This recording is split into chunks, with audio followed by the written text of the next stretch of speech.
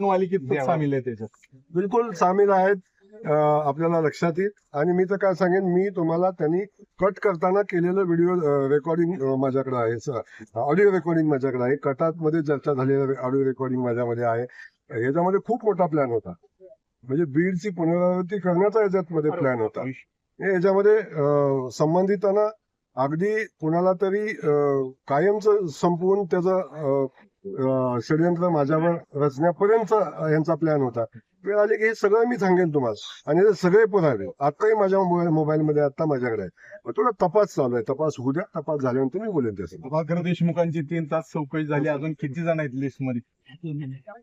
मी आपल्याला नम्रपणे सांगेन की जो प्रकार घडला, ज्या प्रकारासाठी विधानसभेमध्ये चर्चा झालेली आहे, ज्याच्यावर आता पोलीस तपास चालू आहे, आणि माननीय मुख्यमंत्री महोदयांनी स्पष्ट केलेलं आहे की संबंधित प्रकरणामध्ये कोण होतं, कुणी षडयंत्र रचलं, याचा तपास पोलीस करताय. पोलिसांचा तपास चालू असताना मी त्याच्यावर बोलावं असं मला वाटत नाही. तपास झाल्यानंतर मला नक्की बोलायचं याच्यावर, मला नक्की बोलायचं याच्यावर, मी आपल्याला सांगतोय. परंतु पोलिसांना त्यांचा तपास करू द्या, वस्तुस्थिती समोर येऊ द्या. मग आल्यानंतर दूध का दूध, पाणी का पाणी होईल. आणि जर कोण दोषी नसेल तर त्याला भ्यायचं काही कारण नाही.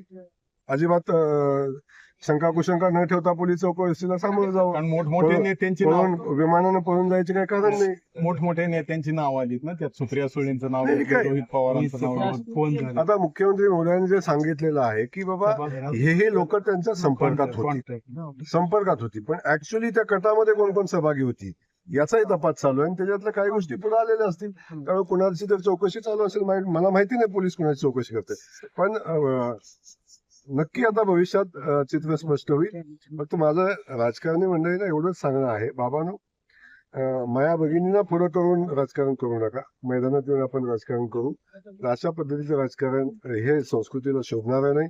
आणि एवढ्या नीच आणि खालच्या पातळीवर राजकारणाच्या याच्यामध्ये जाऊ नये, ही माझी भूमिका आहे. आजपर्यंत जयकुमार मोरे कधी केला नाही, पण मी सामना केला या सगळ्या गोष्टीचा. सवय आहे, कारण मी सामान्य कुटुंबातला आहे. त्यामुळं मला हे सोसायची सहन करायची सवय आहे. परमेश्वरानं, विठुरायानं ती ताकद माझ्यात दिलेली आहे.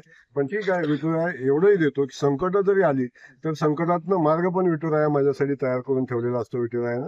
त्यामुळं आनंद आहे अशा संकटांना सामोरं जाताना.